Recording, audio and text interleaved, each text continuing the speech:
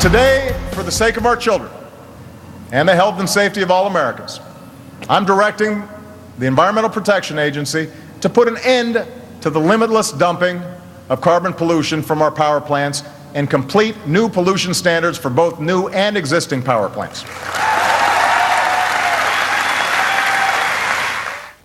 For both new and existing. Hold on to that. President Obama there at Georgetown University yesterday announcing what the Wall Street Journal today challenged as, quote, the most extensive reconstructing of the U.S. economy since the 1930s. The president wants to reduce greenhouse gases by 17% over the next 7 years. But critics suggest getting there will result in lost jobs and higher electric bills. Joining me now, Mark Thiessen, fellow at the American Enterprise Institute, Washington Post columnist and former speechwriter for President George W. Bush, and Juan Williams, who's a Fox News political analyst. Gentlemen, welcome to you. And so the president says he wants new efficiency standards for home appliances, new fuel mileage rules for heavy-duty trucks, new subsidies for wind farms, and he's going after existing, not just future coal plants, but existing coal plants, which is rather significant, Mark. Yeah, welcome to Al Gore's first term.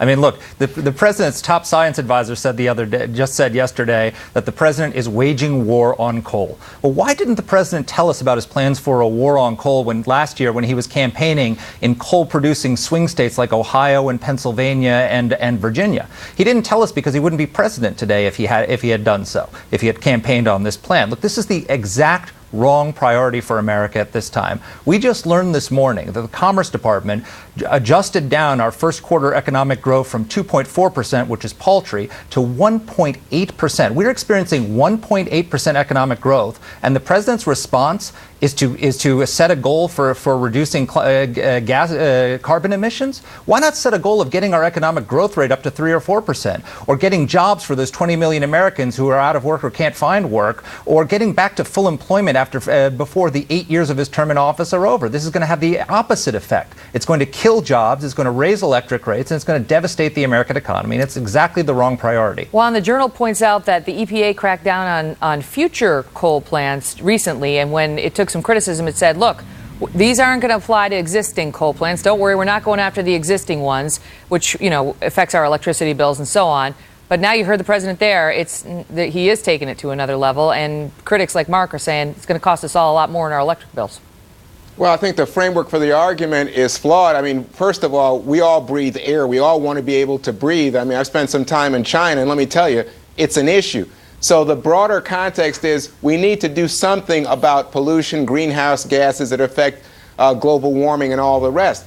But just in terms of what Mark said, just think about the politics for a second. As he said, last year the EPA announced new regulations that basically put a hold on building new carbon producing power plants. So the voters knew. And don't forget, Mitt Romney was in one of Obama's ads in front of a power plant saying, we need to shut this down because this kills Americans. So I think that the broader concerns about health are also part of the discussion, and yet might drive up some electric rates. I think President Obama has even said that, because you imagine that this industry is going to have to retrofit to make sure that they can limit the carbon emissions that they put out. Mark, it's tough to argue with we all need to breathe.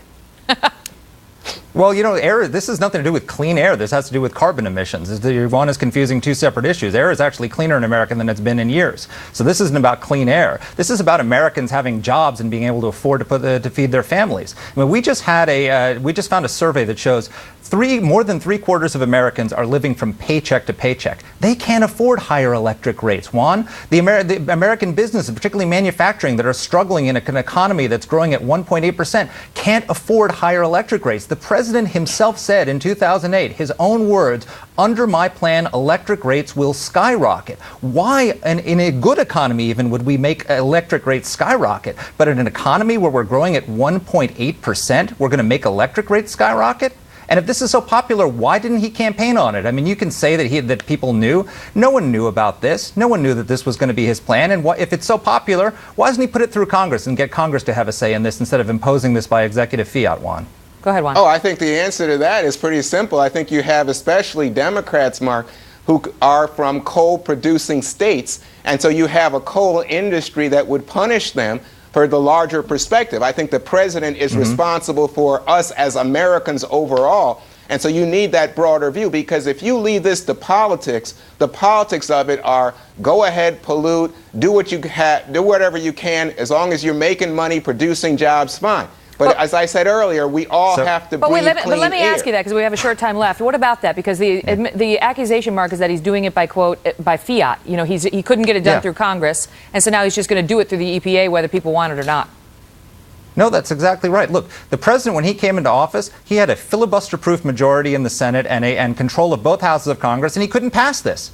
He couldn't pass this when the Democrats controlled both houses of Congress and could overcome a filibuster. So this is not something that has popular support. He didn't campaign on it during the last election or say that he was going to do this, and he's trying to do this by twisting the Clean Air Act into contortions. I mean, this is what the New York Times said about the Clean Air Act, that it's twisting it in ways that were never intended for a law that was written decades ago.